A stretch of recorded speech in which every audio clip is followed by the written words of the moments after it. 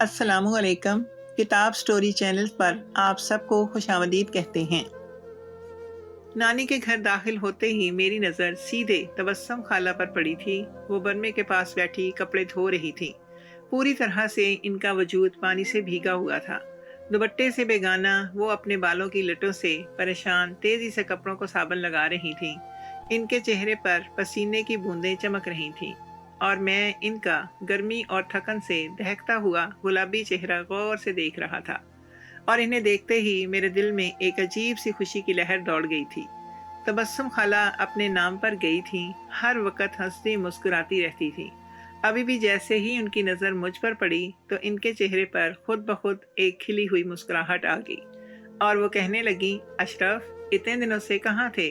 کب سے تمہارا انتظار کر رہی ہوں۔ ان کی بات سن کر میں بھی مسکرا اٹھا تھا۔ تبسم خالہ کے چند محبت بھرے جملے مجھ میں زندگی کی نئی لہر پھونک دیا کرتے تھے، اور میں نانی کے گھر صرف اور صرف تبسم خالہ کی وجہ سے ہی تو آتا تھا۔ وہ مجھے بہت ہی عزیز تھیں۔ سچ کہوں تو مجھے ان سے عشق تھا۔ میری اور ان کی عمر میں زیادہ فرق نہیں تھا۔ وہ 20 سال کی تھیں اور میں 19 سال کا۔ ہم دونوں ہی جوان تھے، لیکن تبسم خالہ بہت ہی زیادہ حسین اور خوبصورت تھی۔ کوئی بھی ان پر فدا ہو سکتا تھا۔ ان کا لہجہ اور بات کرنے کا انداز بھی بہت ہی محبت بھرا تھا، یا شاید وہ مجھ سے ہی سب سے زیادہ محبت کرتی تھی۔ اب بھی اشارے سے انہوں نے مجھے اپنے پاس بیٹھنے کے لیے بلایا تو میں برمے کے قریب رکھی چارپائی پر ہی بیٹھ گیا اور تبسم خالہ سے باتیں کرنے لگا۔ میں انہیں تبو کہا کرتا تھا۔ باتیں کرتے کرتے ساتھ ہی میری نگاہیں ان کے خوبصورت وجود کا جائزہ بھی لے رہی تھیں۔ وہ اس وقت بالکل اپنے آپ سے بیگانہ تھیں۔ کہنے لگی، اتنے عرصے بعد آئے ہو اشرف، آج دونوں مل کر کوئی اچھی سی فلم لگائیں گے اور ساتھ میں بھٹا بھی کھائیں گے۔ تبو خالہ کو فلم دیکھنے کا بڑا ہی شوق تھا۔ میں بھی فوراً سے راضی ہو گیا۔ میں نے کہا، ٹھیک ہے، ویسے بھی آج میں رات رکنے کے ارادے سے آیا ہوں۔ جو فلم میں کہوں گا آپ وہی میرے ساتھ دیکھیں گی۔ تبو خالہ مجھے دیکھ کر ہنسی اور کہنے لگی، تمہیں تو انگلش فلمیں بہت پسند ہیں اور وہ مجھے سمجھ نہیں آتی، لیکن خیر، تم کہو گے تو میں دیکھ لوں گی۔ ان کی بات سن کر میں خوش ہوا اور کہا کہ ٹھیک ہے، بھٹے کے ساتھ ساتھ پھر تو میں آئس کریم بھی لے آؤں گا۔ ہم دونوں رات کو خوب جاگ کر مزے کریں گے۔ تبو خالہ نے جھٹ میری طرف ہاتھ بڑھایا تو میں نے بھی تالی مار دی، اور پھر وہ تیزی سے کپڑے دھونے لگی اور میں ان کے تیز تیز ہلتے وجود کو اپنی نظروں میں اتارنے لگا۔ خوبصورت دودھیا رنگت، کومل چہرہ اور کھڑے کھڑے نقش تبسم خالہ کو نہ صرف خوبصورت بناتے تھے بلکہ وہ کسی پری کی طرح سے لگتی تھی، اور اس وقت تو وہ بھیگی ہوئی جل پری معلوم ہو رہی تھی، جن کے وجود کی خوبصورتی پوری طرح مجھ پر عیاں ہو رہی تھی۔ میں اپنی اماں کے ساتھ آیا تھا۔ 1-2 گھنٹے بیٹھنے کے بعد اماں کہنے لگی، چلو اشرف، گھر چلیں۔ میں نے اماں سے کہا کہ میں تو رات یہیں رکوں گا، آپ کو چھوڑ کر آ جاتا ہوں۔ میری بات سن کر اماں حیران ہو کر کہنے لگی، یہاں کون سا لڑکا ہے جو تیرا دل لگے گا؟ میں نے اماں سے کہا کہ لڑکا نہیں ہے تو کیا ہوگا، تبو خالہ تو ہے نا، تبو خالہ کے ساتھ میرا دل لگتا ہے۔ میری ماں کہنے لگی، اچھا، مجھے گھر چھوڑنے تو چل۔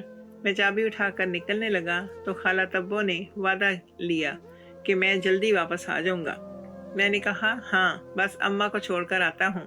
لیکن میں گھر سے نکل کر جیسے ہی موٹر سائیکل سٹارٹ کرنے لگا، اماں نے زور سے میری کمر کو چٹکی میں پکڑا اور کہنے لگی، خبردار، جب واپس رکنے آنے کے بارے میں سوچا بھی تو۔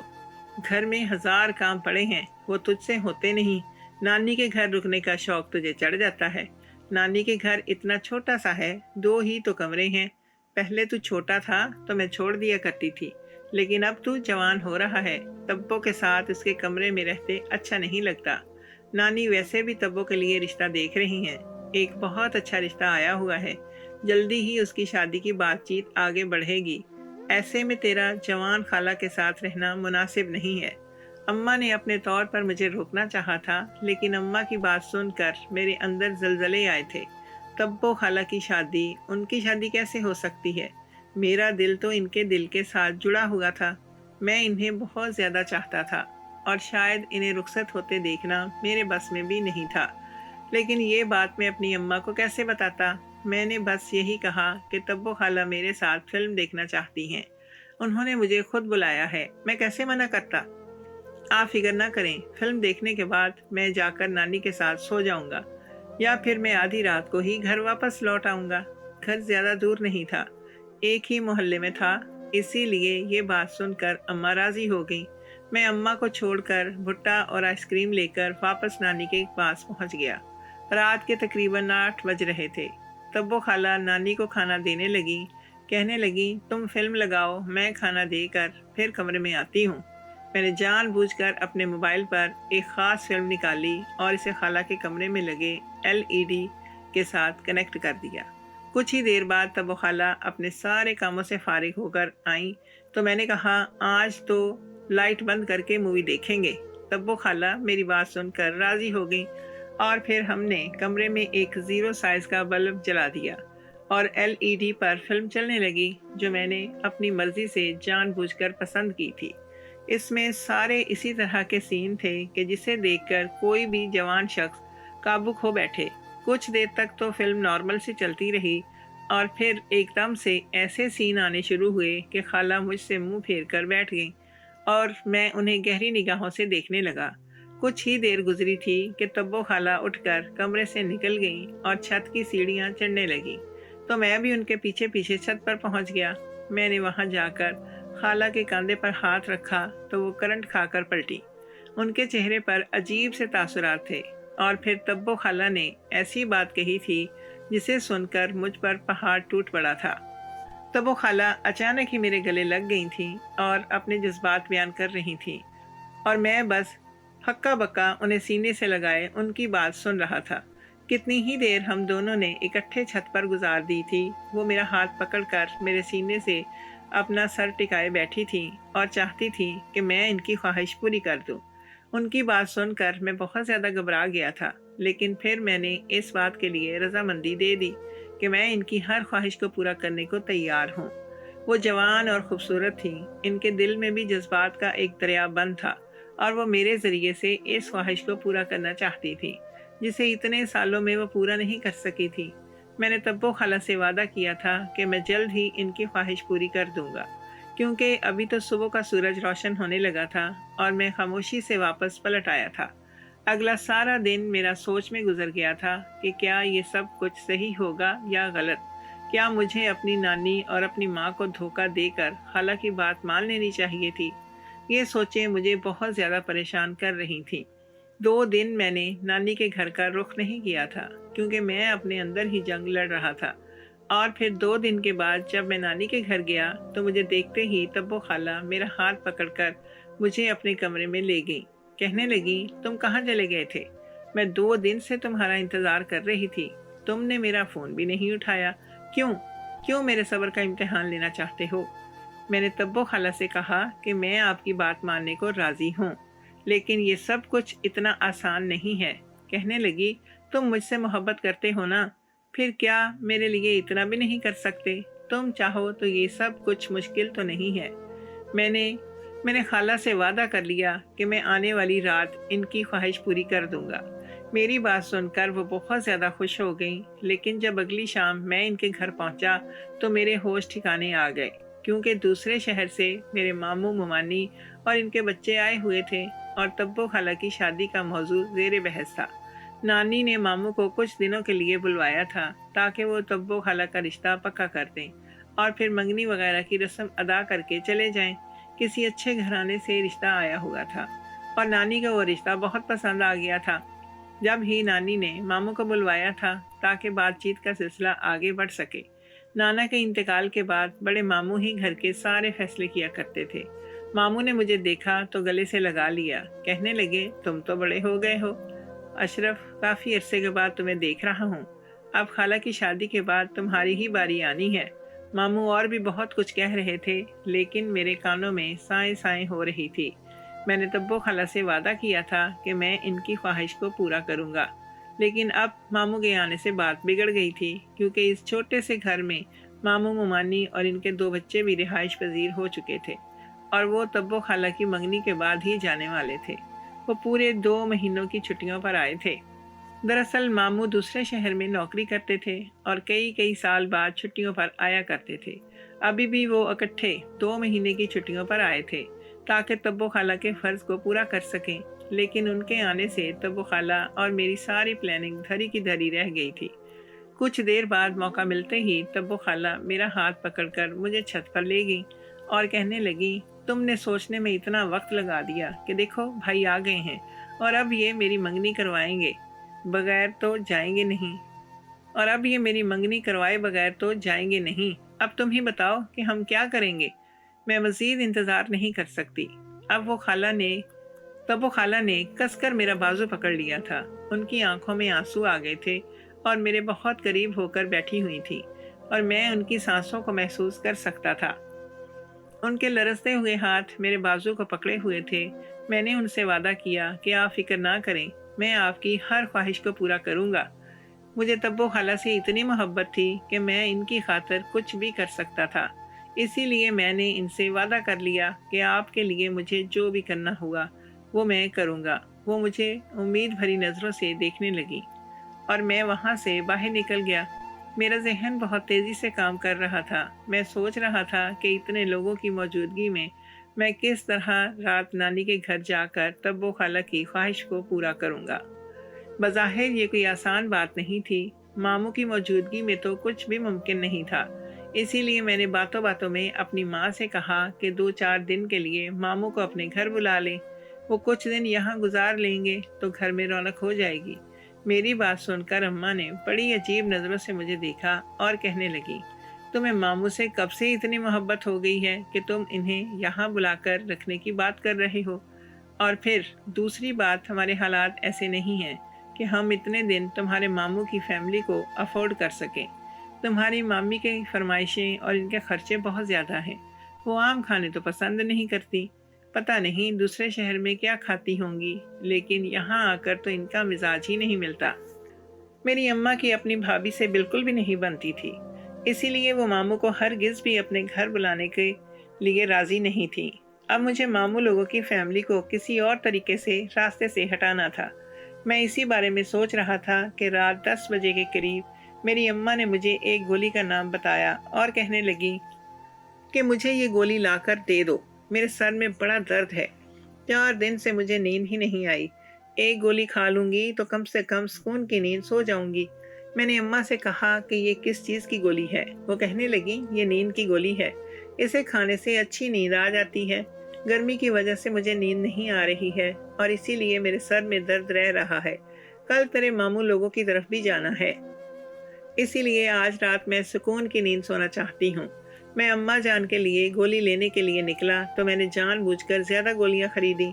अगर ये नींद की गोली थी तो इसे मामू और इनकी बीवी बच्चों को खिलाने के बाद मैं आसानी से तब्बो खाला की ख्वाहिश पूरी कर सकता था।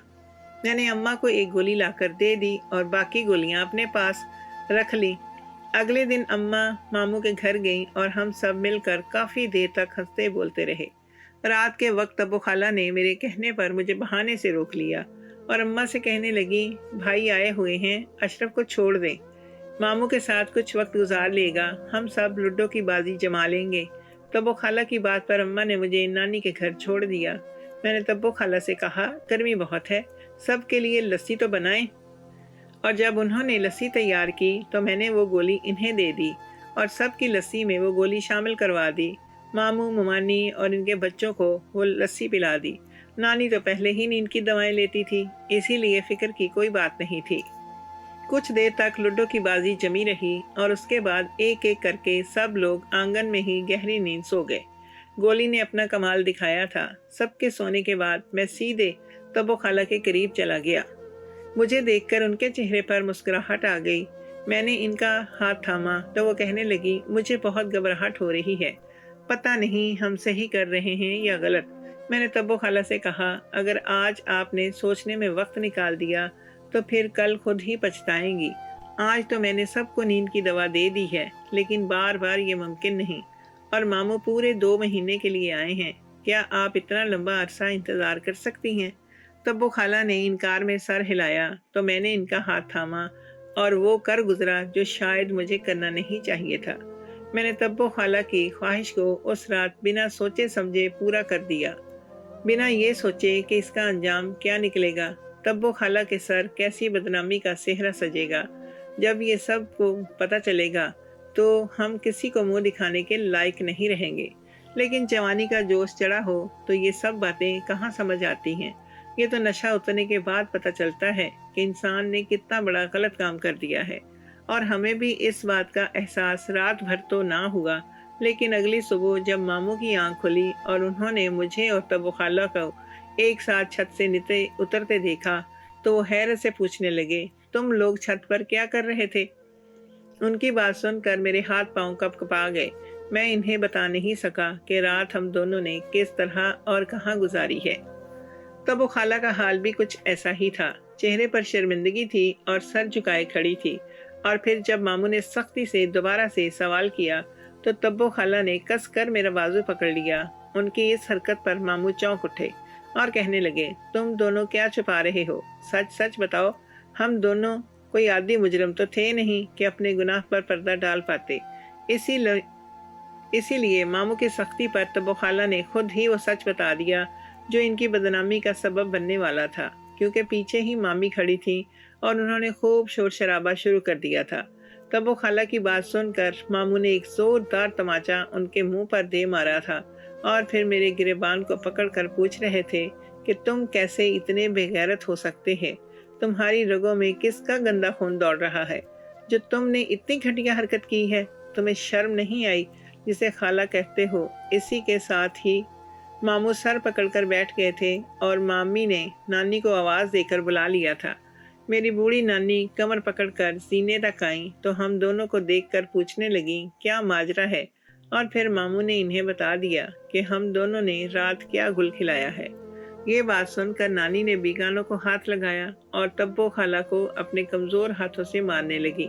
کہنے لگی، تجھے شرم نہیں آئی؟ تو نے جوانی کے جوش میں یہ کیا کر دیا ہے؟ ہم لوگوں کو منہ کیا دکھائیں گے، کیا بتائیں گے کہ کس طرح خالہ اور بھانجے نے؟ اللہ مجھے معاف کر دے، مجھ سے ایسی کیا غلطی ہوئی تھی جو اس عمر میں مجھے یہ سزا بھگتنے کو مل رہی ہے۔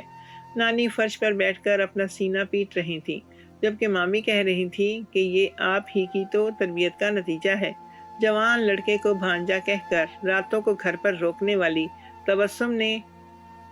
تبسم کو آپ نے لگام ہی نہیں دی۔ یہ تو دیکھ لیتی کہ یہ دونوں ہم عمر ہیں، جوان ہیں، اسی لیے اس طرح کی غلطی تو ہونی ہی تھی۔